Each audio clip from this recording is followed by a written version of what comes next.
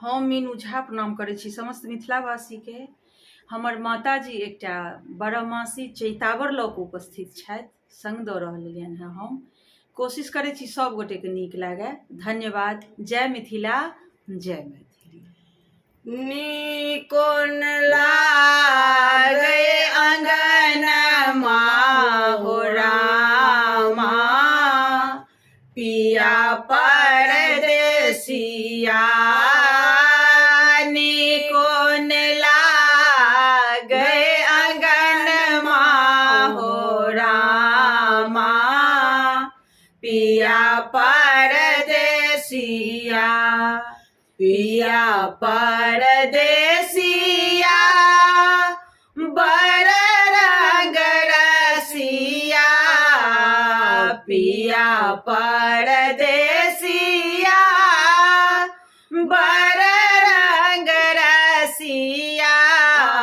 रहे रहे जिया तरसावे हो रामा, पिया परदेसिया। चैत में गेल बैसाख बेतल, चैत में गेल बीतल बैसाख। जेठ में गरमी लगैया हो रामा के, बेनिया डोले जेठ में गरमी लगैया हो रामा के, बेनिया डोले। आखार में आमोन जामोन पाके गेला, सावन बेले चामेले फुला गेला।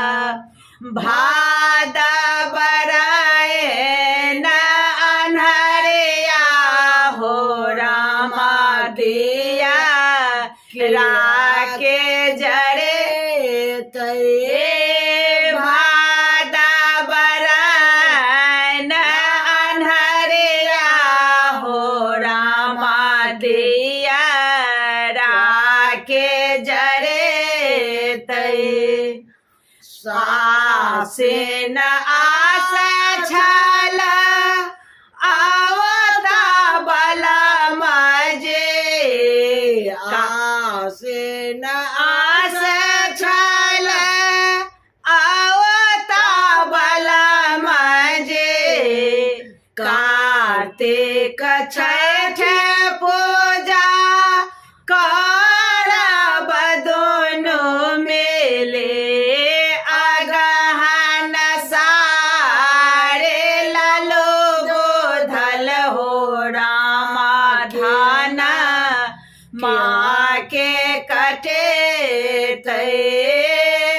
अगहन सारे लालो गोधल हो रामा। धन माँ कटे पोषक जार हार में लगैया, माघ में तो सक रजाए भरे ले।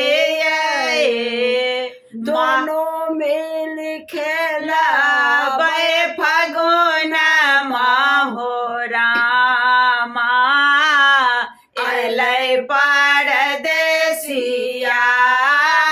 दोनों मिल फगुआ खेले हो रामा,